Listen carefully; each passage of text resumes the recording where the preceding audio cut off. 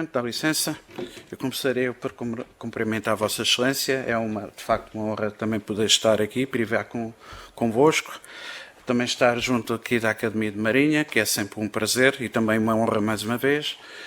Cumprimentar os ilustres académicos, senhores professores, ilustres colegas, amigos. Aquilo que me traz cá hoje, de facto, é um tema que me obrigou também a repensar aquilo que em tempo já tinha feito sobre os primórdios da nossa imprensa periódica portuguesa. Eu quase começaria pelo fim e também por um certo exercício de autocrítica, no sentido em que, de facto, os nossos primeiros tempos ligados ao jornalismo português, de facto, revelaram-se agora que também com outros olhares e outra sabedoria também vamos perscrutando outros meios já mais antigos, de facto são um enorme manancial para a história e historiografia militares e sobretudo também na parte naval, como vamos ver. A minha apresentação é um tanto ou quanto longa, eu de alguma forma tentei introduzir imagens que sempre nos distraem um pouco a vista e também para não tornar maçador uma apresentação que, no caso dos professores de História, nós sempre temos alguma tendência a alongarmos e a não termos tanto poder de síntese quanto isso, mas aquilo que me traz também cá hoje é, de facto, apelar, sobretudo, para a grande utilidade destas fontes, que são férteis, as fontes periódicas, que são férteis, efetivamente, para a historiografia militar. E, de alguma forma, ter em conta que desde o primeiro momento em que houve jornalismo, pelo menos o proto-jornalismo ou o jornalismo primitivo, que as preocupações ligadas à atividade naval, ao mar, toda essa dinâmica que estava em volta também estávamos efetivamente a viver o tempo da restauração, e passo até a afirmar que ainda é um daqueles períodos da nossa história que não é tão conhecido quanto isso. Para o vulgo, para o senso comum, dá quase que a entender que a nossa restauração basicamente se cinge ao 1º e 8 de dezembro, e mais não foi do que isso, efetivamente é uma noção errada, mas também é um daqueles períodos históricos que importa de facto ser efetivamente revisitado. Portanto, aquilo que nos traz cá hoje, então, a atividade naval. Faço também outro exercício de autocrítica, porque nós vamos falar aqui de muitas outras questões, ligadas sobretudo à atividade militar, e há que ter a noção de que, desde os primórdios, que há um certo hibridismo na atividade militar, no sentido em que os combatentes de mar também combatem a terra, ou vice-versa, portanto não há ainda aquela verdadeira noção de um combatente que efetivamente esteja só dedicado ao mar, e sobretudo também a extrema rapidez e dinamismo com que estes corpos militares se movimentavam entre vários teatros de operações, também no âmbito da nossa Guerra da Restauração, mas que tem que ser também entendida como um conflito periférico da Guerra dos 30 anos. Esse longo conflito europeu, e não só europeu, também noutras paragens, mas de uma forma que se arrastou por também quase perto de 30 anos. Portanto, digamos que os 28 anos só ficam a faltar 2 anos para a outra Guerra dos 30 anos, mas que elas também se mesclam e as suas dinâmicas internas também são muito peculiares. De facto, é um tempo novo, é o tempo da restauração, e é também um tempo que, de alguma forma, introduz na nossa alma patriótica a necessidade de dar a conhecer, efetivamente, um pouco da verdade dos acontecimentos. Ou seja, digamos que ainda hoje, se é notório que não sabemos muitas das vezes quais são as verdades ou as mentiras, os noticiários, desde os primórdios, isso foi uma preocupação também muito comum na nossa imprensa periódica. Portanto, eu começaria por apresentar o tema, os nossos primórdios da imprensa periódica portuguesa, e de alguma forma, como em qualquer ponto da Europa, a nossa imprensa, que muitas das vezes nós não chamamos imprensa periódica, porque é datada por um certo período, ela avança com os progressos da tipografia, com o avanço das comunicações terrestres e também marítimas, obviamente, mas sobretudo por algo que é comum ainda hoje, efetivamente, ao entendimento que nós temos da própria comunicação social, ou seja, é a apetência pela notícia. À medida que o tempo avança, de facto, as pessoas sentem essa necessidade de estar informadas, de ser informadas e procurar, então, acompanhar os acontecimentos que se iriam veiculando, com mais ou menos verdade, com mais ou menos periodicidade. Bem, mas isso são tantas outras questões. Seja como for, de facto, todas as notícias que efetivamente vão aparecendo, eu costumo até, se me permite a audiência, brincar um pouco com isso, as notícias que vão aparecendo são todas más, porque eu costumo dizer que se para ler boas notícias, lemos o jornal da paróquia, não é? Portanto, as notícias são de catástrofes, de guerras, de massacres, como o povo diz, coisas de 30 por uma linha, mas que de facto alimentam essa apetência dos públicos pela notícia. Bem, eu de alguma forma, e eu também trazia até por uma certa curiosidade, cá está, como o Sr. Almirante bem evocou, eu dediquei-me a estudar duas fontes periódicas, o primeiro jornal português, uma edição do nosso Ministério dos Negócios Estrangeiros, a Gazeta da Restauração, e depois dentro do mesmo ciclo o Mercúrio Português, efetivamente em 2 volumes. Seja como for, são fontes históricas fundamentais, de facto, para a compreensão de um período que ainda hoje é um tanto ou quanto nebuloso. Também temos que chamar um pouco a atenção, afinal de contas, que até estas relações entre o jornalismo e a história, desde os primórdios, também tiveram sempre muito presentes. Até porque os primeiros, ainda hoje, não se tem muita certeza, nomeadamente para as gazetas, quem foram os seus autores. Um deles teria sido, provavelmente, Frei Francisco Brandão, na altura o nosso coronista mor, que esteve ligado à redação da monarquia lusitana, pelo menos na sua parte quinta e sexta, mas, obviamente, esta tradição periodista que se confunde com a tradição historiográfica também, de uma forma, é comum a toda a nossa tradição cultural. Basta olhar, por exemplo, para o nosso grande Alexandre Coelho, que começa ele próprio a ser conhecido no seu próprio tempo por ter sido o redator do célebre jornal O Panorama e que introduz também o romantismo entre nós. Eu aqui vou-me acelerar um bocadinho o passo, eu sei que tenho pouco tempo e, portanto, de alguma forma vão-me perdoar que vá saltando algumas partes. Bem, seja como for, os primórdios da nossa imprensa periódica confundem-se com a Restauração, 1640, e no ano a seguir, 1641, surge o primeiro jornal português, a célebre Gazeta. Embora alguns historiógrafos tenham defendido que, um pouco antes disso, ainda no domínio filipino, pelos anos 1626-27, tivessem aparecido duas relações da autoria de Manuel Severino de Faria, ele próprio também ligado aos primórdios do nosso jornalismo. E, efetivamente, isso não era verdade, porque, de alguma forma, faltava-lhe duas condições básicas do que é o jornalismo, nomeadamente a periodicidade e a continuidade. Embora entre uma e outra tivessem, entre esses dois números iniciais, também houvesse alguma continuidade ou algum encadeamento, como está aqui focado. O mesmo Manuel Severino de Faria, que é um homem muito ligado à cultura, ainda um tanto ou quanto esquecido da cultura do nosso século XVII, ele próprio também foi, a dada altura, considerado o nosso primeiro jornalista português, o que era errado, porque ele, em 1655, editou um livro chamado Notícias de Portugal, que basicamente mais não é do que uma espécie de enciclopédia com nomes, lugares, figuras históricas, pontos geográficos de interesse, bem, uma espécie de compêndio de curiosidades relativas à nossa cultura. Mas quem julgou pelo título Notícias logo o associou, obviamente, ainda para mais estender escritas tais relações, que teria sido ele efetivamente o nosso primeiro jornalista, o que não está de facto correto. Seja como for, em qualquer uma destas obras, de facto, a temática marítima é toda ela sempre muito presente. Tanto seja na relação universal, como seja nos 2 números, como também seja no próprio compêndio, que eu chamei assim, das notícias de Portugal. Mas isto são problemáticas que efetivamente estão sempre abertas.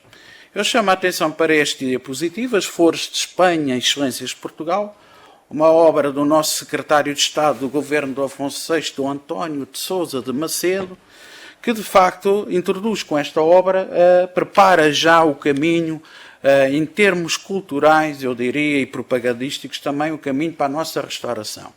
O mesmo Dom António de Sousa de Macedo, segundo outras perspectivas também, o autor do Mercúrio, também ele próprio seria considerado o nosso primeiro jornalista. Mas isso para dizer que aqui nas Flores de Espanha ele diz que é coisa tão vulgar em Portugal a fidelidade que seria de estranhar que nenhum português o fosse, não é? Portanto, este sentimento já a preparar o caminho para aquilo que viria um pouco mais atrás. Não podemos, quando falamos também das nossas gazetas, não podemos deixar de falar efetivamente da grande influência que elas tiveram, sobretudo da Gazeta de França. Aqui temos o nosso primeiro número da Gazeta, 1631. A Gazeta de França tinha o hábito, por acaso bastante audaz e ousado, de incomodar o cardeal Richelieu. Portanto, o nosso primeiro, ou pelo menos o primeiro jornalista francês, o Théophraste Renaudot, que também era ele o cronista-mor de França na altura, de facto, de vez em quando arriscava-se assim com algumas notícias mais incómodas para o governo então do célebre cardeal. Bem, seja como for, efetivamente, o esforço da edição das Gazetas surge um pouco na sequência de tudo aquilo que implicou a restauração, que não é só a restauração do ponto de vista militar, também do ponto de vista, obviamente, diplomático, é a idade de ouro da diplomacia europeia, são célebres as famosas embaixadas que Dom João IV envia a vários pontos da Europa, umas com mais ou menos sucesso, todas elas querem, de facto, o reconhecimento internacional de Portugal. Estamos a viver a última fase da Guerra dos 30 anos e, obviamente, a Espanha de tudo faz para obstar o avanço dos nossos enviados e embaixadores diplomáticos, entre eles o célebre padre António Vieira. O pano de fundo é, de facto, o Tratado de Westfália, aquilo que depois, sobretudo, os estudiosos da ciência política e das relações internacionais que separam sempre a Europa antes e pós-westfaliana, que por acaso também está a ser estudado por nós, o que efetivamente é um dos meus grandes projetos de vida, mas aquilo que nos interessava sobretudo era rever esta época. É uma época que eu diria negra, no sentido em que se conhece melhor o século XIV que se conhece em certa forma, pelo menos este período do nosso século XVII. Portanto, digamos que é uma época que também é marcada por um grande conflito europeu, ou seja, desde Lisboa a Moscovo estávamos em estado permanente e vasto de guerra. Outro conflito também aparentado connosco e que ainda hoje importa focar é sobretudo a Guerra Civil Inglesa, com a queda de Carlos I de Inglaterra e com o potentado republicano de Cromwell, e que obviamente antecedem 150 anos depois o que viria com a Revolução Francesa. Portanto, eu não quis deixar também de ilustrar as contendas diplomáticas deste tempo, militares e diplomáticas. Aqui temos a grande dança das nações, ou o grande baile da Grande Guerra Europeia. De facto, temos ali o nosso Dom João IV a dar a mão ao futuro Luís XIV de França. Portanto, o Gustavo Adolfo da Suécia cai ao chão. É uma gravura satírica alemã e, portanto, de alguma forma é uma Europa que está, de facto, a viver o primeiro, eu diria, o primeiro grande conflito mundial, que só depois, mais tarde, com a Primeira Guerra Mundial, é que será ultrapassado. Também outra gravura um pouco conhecida, também aí sim já da ratificação do tratado na cidade alemã de Münster. O Tratado de Westfália, de facto, é dividido em dois e não deixa de ser curioso, é uma parte católica ou assinada pelos poderes católicos e outra pelos poderes protestantes, mas não deixa de ser curioso que na parte segunda, logo na antecâmara, ou no introito à parte segunda, que diz lá especificamente que Portugal não pode existir. Portanto, é uma daquelas curiosidades que também importa focar aqui um pouco mais. Vamos então às nossas gazetas. 1641, de facto, é a primeira etapa, a primeiro periódico, aquilo que se pode considerar o nosso primeiro periódico português. Nos catálogos ela aparece datada entre 1641 e 47. O meu estudo avançou um pouco mais um ano, consegui encontrar mais uns exemplares que dilatou essa cronologia para 1648. E, portanto, temos aqui, e passo a expressão lendo, Gazeta em que se relatam as novas todas que houve nesta corte e que vieram de várias partes no mês de novembro de 1641. Portanto, a partir de novembro de 1641 até 48, de facto, temos já uma Gazeta que, de facto, esteve, obviamente, controlada pelo poder central, ligado, sobretudo, ao governo de Dom João IV, e que interessava, sobretudo, esta Gazeta, não pelo grande público a que ela se destinava, mas, sobretudo, por ser um móvel propagandístico ao sabor da nova dinastia emergente. Seja como for, é de facto estrondoso que dentro destas gazetas apareçam tantas referências, sobretudo a entidades militares, sobretudo à atividade naval, que é isso que me traz aqui hoje, ou pelo menos focar a importância que a partir daqui um estudo sobre história militar neste período tem que utilizar estas fontes. Eu praticamente corri toda a bibliografia sobre este período e nunca as encontrei citadas em algum lado. Se houver, efetivamente, é porque me passou, mas de facto é de fundamental importância para a historiografia naval conhecer de facto estas fontes periódicas. Aqui temos uma gravura alemã, logo editada no final de dezembro de 1641, embora ela esteja datada inicialmente de 1640, mas aqui temos os episódios, de facto, que marcaram a nossa restauração, nomeadamente até logo ali na primeira quadrícula, o assassinato e depois a defenestração de Miguel de Vasconcelos. Aliás, a defenestração era uma moda nesta época, a própria Guerra dos 30 Anos começou com a defenestração da Praga. Portanto, quando algo não estava bem, janela com eles e lá iam, não é? Bem, outros autores também podiam ser focados, como por exemplo o poeta Manuel de Gallegos, João Franco Barreto. Alguns autores afirmaram a dada altura que o próprio Dom João IV também tinha escrito para as gazetas, bem, mas é lógico que isso não era verdade. Bem, foi impressa todos os meses, era um tanto ou quanto difícil imprimir esta gazeta porque tinha que ter a aprovação do Tribunal de Santo Ofício e do desembargo do passo, portanto, entre revisões, entre ir para lá e para cá, portanto, iria demorando cada vez mais tempo. Se me permitem só o parênteses, à medida que a imprensa periódica vai avançando, ela é a maestra dos nossos dias, mas, de facto, ela também marca, também ela a cadência dos dias que passam, no sentido em que vai marcar, obviamente, uma periodicidade mensal, depois quinzenal, depois semanal, até chegar à imprensa periódica diária. Não deixa de ser curioso, se me permita também o à parte, que foi na segunda invasão francesa, em 1809, no dia 1 de setembro de 1809, que pela primeira vez aparecem periódicos diários em Portugal. Portanto, mesmo no meio da guerra e das invasões, esta vontade de noticiar, não é? E a guerra, como bem sabemos, continua a ser o que alimenta os nossos noticiários.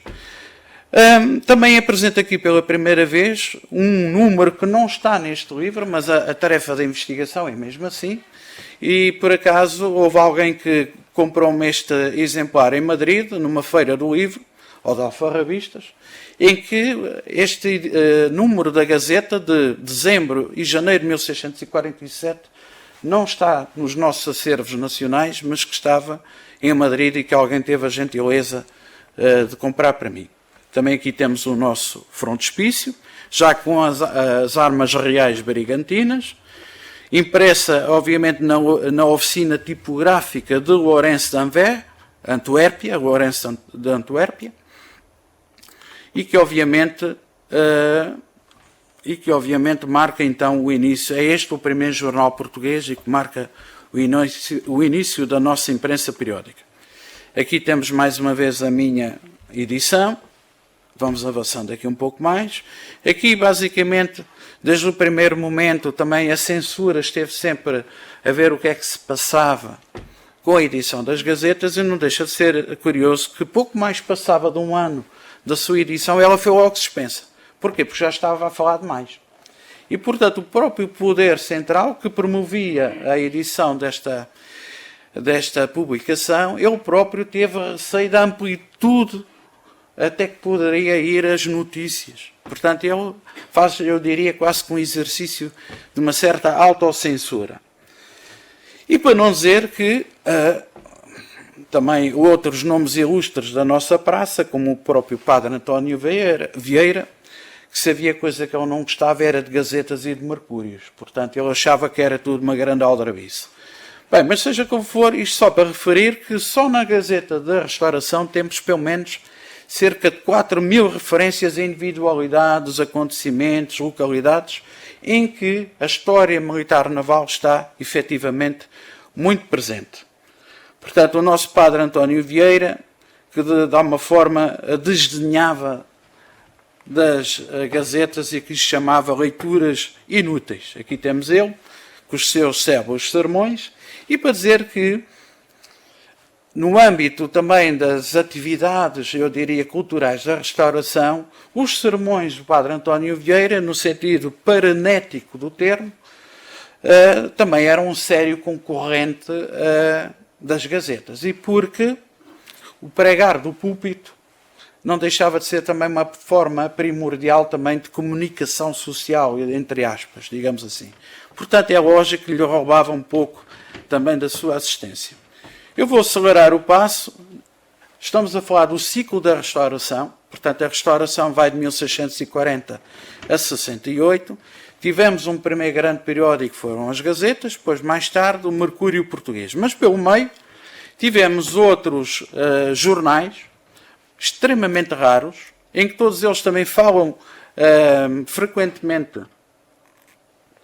de assuntos militares navais, entre eles o Mercúrio Português, mas aqui o Le Mercure Português, editado em Paris, nomeadamente por Manuel Fernandes Villarreal, é um agente régio que está em Paris, que dá assistência inclusivamente à embaixada de Dom Vasco Luís da Gama, uma das tais embaixadas enviadas à França, mas seja como for, este periódico, 1643, também não deixou de focar, obviamente, assuntos de natureza militar e naval. O Mercúrio Português, aqui em tradução francesa. Redigido em francês porque o público-alvo importava, sobretudo, à corte francesa em Paris.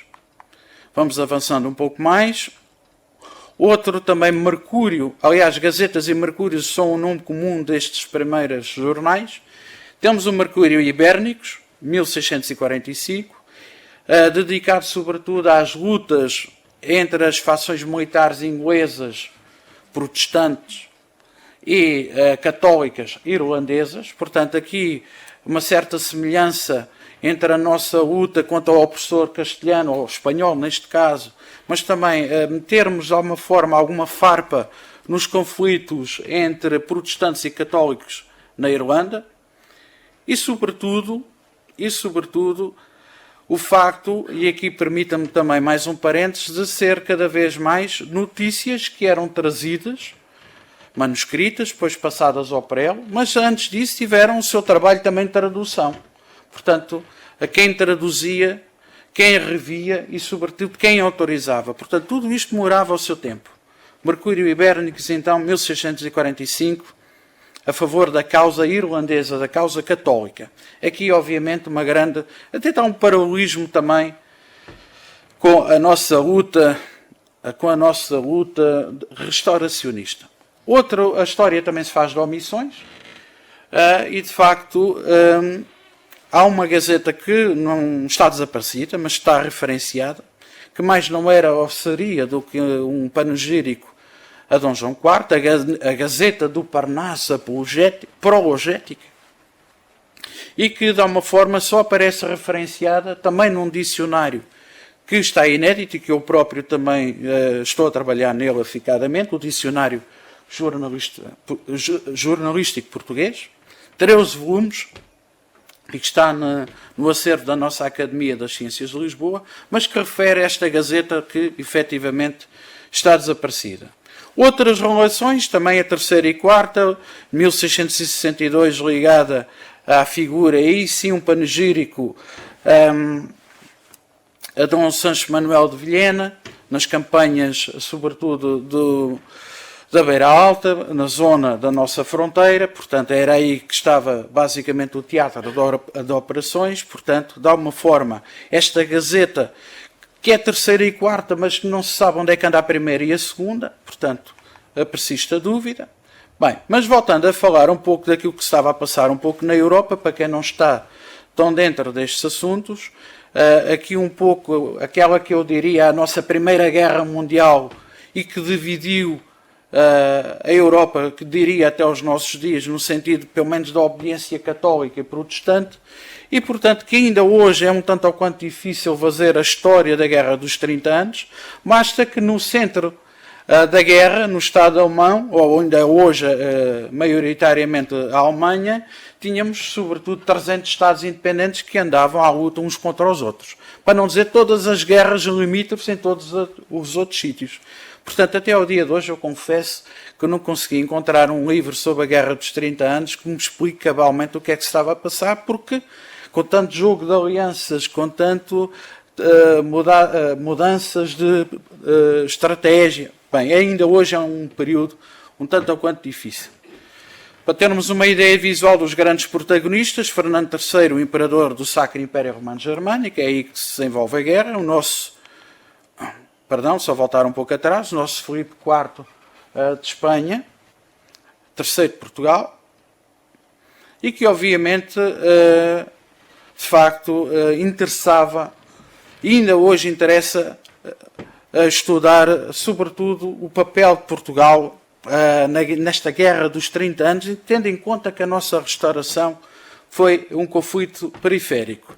Vamos avançando com Dom João IV e Dona Luísa de Gusmão e, sobretudo, ter a ideia de que esta Guerra dos 30 anos, de facto, é uma guerra, e também a nossa Guerra dos 30 anos, os 28 anos, é uma guerra, obviamente, em várias plataformas continentais. Portanto, é a luta em Portugal, são os combates militares no nosso teatro de operações terrestres, também no mar, sobretudo na costa, no guarda-costa, no comboio a todos os navios da nossa armada, que também estava ela própria a recompor, e, sobretudo, ter a ideia que esta dinâmica militar da restauração ainda hoje se encontra muito, muito por estudar. Sobretudo porque é um país que não tem exército e de um momento para o outro tem que enfrentar a maior potência militar da época, que era a Espanha, não é?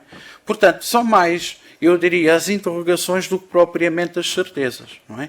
E sobretudo aquilo que ainda hoje envolve as dinâmicas ligadas, obviamente, ao esforço militar que foi feito para a nossa restauração. Porque, de alguma forma, é a restauração também da nossa independência e soberania, mas, obviamente, também do nosso espaço ultramarino, digamos assim. Portanto, eu aqui vou-me imiscuir, até porque, basicamente, são muitos detalhes e o tempo já vai apertando. Uma das figuras também fulcrais deste tempo, também muito focada nas gazetas, obviamente a figura régia e os seus herdeiros, Dom Teodósio, que não chegou a ser rei, mas foi o nosso primeiro príncipe do Brasil, que efetivamente foi sucedido por Dom Afonso VI. Ainda há muito para falar, sobretudo, nesta época, que assiste também ao aparecimento do primeiro exército profissional. É aqui que o exército português, tal como o conhecemos, dá os seus primeiros grandes passos formais.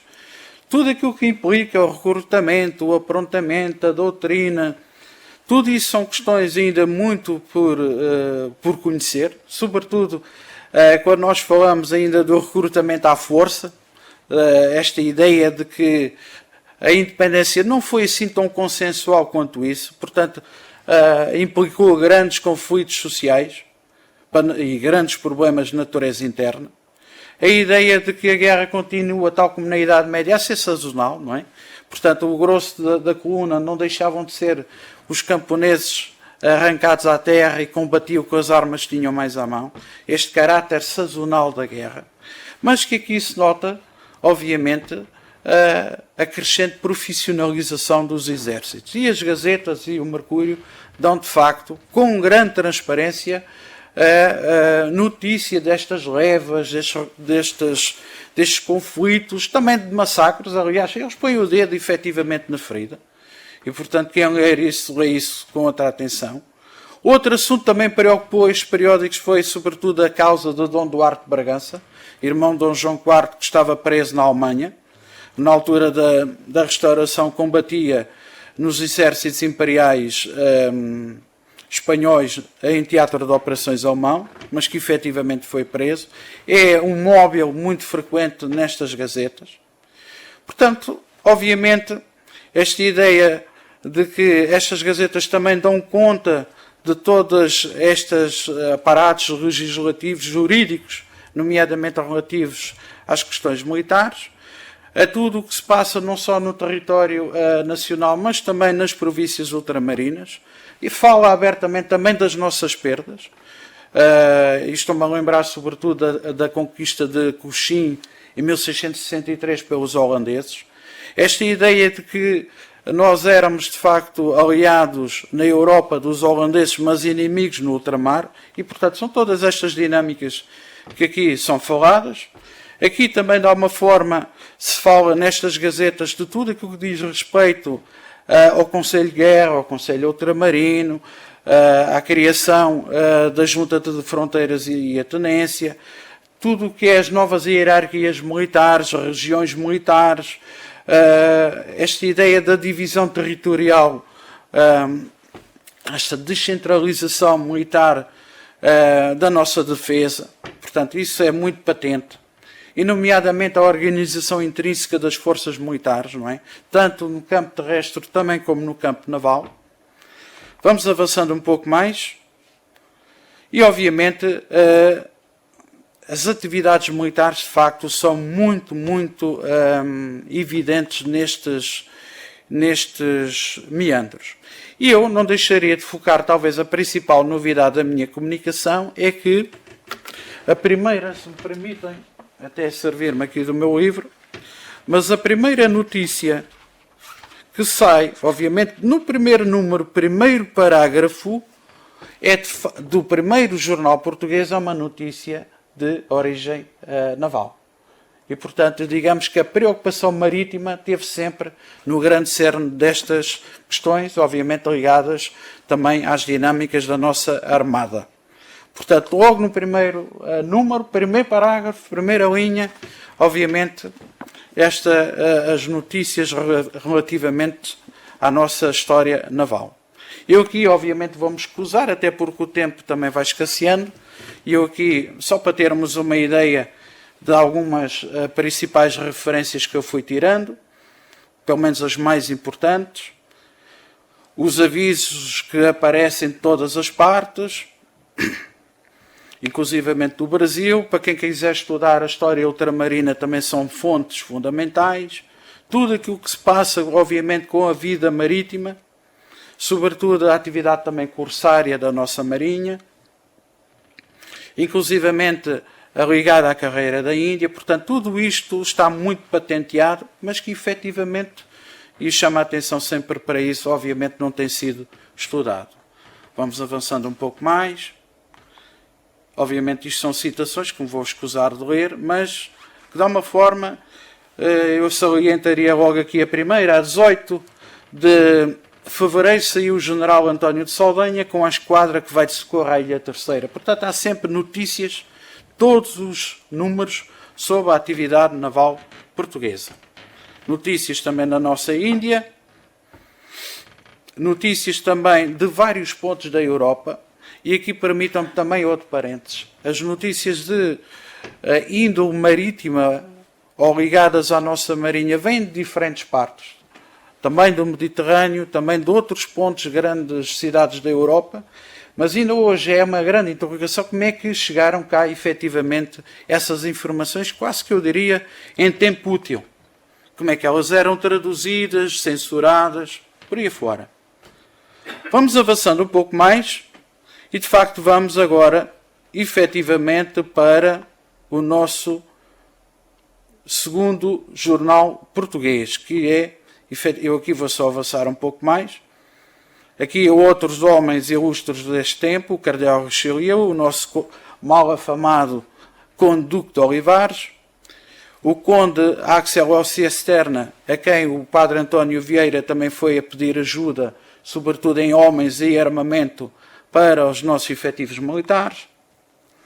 E, portanto, mas muito mais agora, mais importante que, efetivamente, a Gazeta, eu diria, temos então o Mercúrio Português, que basicamente é a segunda Gazeta e que fecha, efetivamente, o ciclo da restauração e que muito mais completo e muito mais vasto do que a Gazeta, tem muito mais informações sobre, efetivamente, a atividade militar de natureza marítima. O Mercúrio Português também é o próprio é mensal. Este sim, que já teve, obviamente, a figura de um secretário de Estado a quem tinha a responsabilidade de assessorar, pelo menos dirigir este jornal, e que era um jornal que ainda é um pouco precoce falarmos em jornal, é periódico neste sentido, mas este Mercúrio Português corresponde de facto ao governo do Conde de Castelo Melhor. É Dom Afonso VI quem está no governo, mas como bem sabemos, Dom Afonso VI, embora fosse o vitorioso, era um rei incapaz, um rei inútil, e portanto é o Dom António de Sousa de Macedo com o Dom Luís Vasconcelos e Sousa quem estão nas rédeas do governo português. E eles assumem que estão a viver a fase pior da Guerra da Restauração. Porque a partir do Tratado dos Pirineus entre a Espanha e a França, de facto, as atenções militares voltam-se novamente para o território nacional e, de facto, foi um período extremamente difícil da nossa história e também, obviamente, do nosso panorama militar. Portanto, eu diria, e daí também a casualidade de termos aqui no primeiro frontispício a figura de Dom Afonso VI, a tríade com o Dom Luís de Vasconcelos e Sousa e o Dom António de Sousa Macedo, e que fazem, de facto, a tríade que estava à frente dos destinos de Portugal neste período. Cá temos o Dom Luís, vamos avançando um pouco mais, e, de facto, o Dom António de Sousa Macedo, este sim, durante muito tempo, considerado o primeiro jornalista português. Mas, obviamente, com as aspas, porque ele, de facto, era secretário de Estado e tinha bem mais do que fazer, não é? Era uma equipa que escrevia as notícias e que ele, efetivamente, verificavam se estavam todos corretos ou não. Bem, mas seja como for, se a Gazeta foi pródiga, então o Mercúrio mais pródigo foi em notícias sobre a atividade naval, nomeadamente a nível da construção naval aqui na Ribeira das Naus, mas também noutros pontos do nosso território, nomeadamente no Porto e também, obviamente, em terras brasileiras, e, portanto, falam efetivamente disso. Também das dinâmicas ligadas à Armada, que poderíamos chamar hoje a Marinha Mercante, da Companhia Geral do Comércio do Brasil, onde o Padre António Vieira também foi um dos impulsionadores. Portanto, outras citações, apenas a título de exemplo, e vamos avançando um pouco mais. Eu não sei como é que estamos de tempo, não sei se... Em princípio, devia terminar às 6h30 para termos meia hora de perguntas e respostas. Ah, é? Eu vou abreviar, pelo menos tenho aqui imagens muito engraçadas, que penso sejam do agrado geral da audiência, pelo menos sempre desenfastia um pouco estas questões mais pesadas da história. Obviamente são os piqueiros, não é? Os dragões à direita, a cavalaria, portanto gravuras modernas, como se faz a guerra nesta altura, não é? Portanto termos uma noção. Obviamente ainda o teatro das operações são sempre também terrestres, mas obviamente marítimas. Os soldados velhos tanto combatiam em terra como no mar, portanto eram um pouco versáteis nesse sentido também. Aqui, obviamente, algumas curiosidades. Outra fonte também histórica, e que muitas das vezes entra em contradição, inclusive com as próprias gazetas, e que também um dos grandes comandantes da Guerra da Restauração, que foi o Conde da Ericeira, não é? Que de facto escreve a história de Portugal restaurado, mas que falta-lhe em determinados pontos a informação que ele poderia na altura, e que com certeza teve acesso à informação, sobretudo dos mercúrios. Aqui há alguma cronologia que eu também vou escusar de apresentar, mas são basicamente as principais operações militares e acontecimentos que interessam à nossa história, nomeadamente com a Batalha do Amichial, Montes Claros, tudo isso vem detalhado no Mercúrio Português. A figura dos nossos monarcas, só avançando aqui um bocadinho mais. Aqui algumas gravuras também ligadas, obviamente, à atividade naval, nomeadamente gravuras de origem holandesa, 1640, sempre sob assédio holandês, Elvas, 1662, atualidade. Vamos avançando um pouco mais, também para as linhas de Elvas. Aqui uma gravura do célebre pintor holandês Dirk Stoop, que na altura estava por Portugal. Também a entrada de Dom João de Áustria em Portugal, nomeadamente na conquista de Évora e depois na perda de Évora. Batalha de Vila Viçosa. Formações em quadrado de Piqueiros, Montes Claros. Peço desculpa que eu tinha planeado a nossa apresentação para mais tempo, mas efetivamente... Professor, se quiser prolongar um bocadinho, depois fica menos tempo para... Com certeza. Mas pode avançar um bocadinho. Vou só aqui avançar em termos...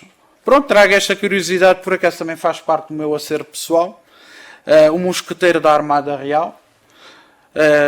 São sempre gravuras e pelo menos espécies raras de aparecer, embora seja de 1618, ou pelo menos uma representação do que seria de 1618. Outros soldados também da época, porta-bandeira, isto obviamente também da minha coleção pessoal. Mosqueteiros, é a época dos mosqueteiros. Capitão de cavalos, os dragões, já aqui referenciados, aqui os temos todos juntos,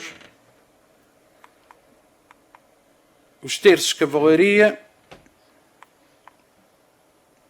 aqui também uma gravura na altura bastante veiculada na Europa da conquista de Cochin, nossa possessão, em 1663, pelos holandeses, nunca mais foi restituída.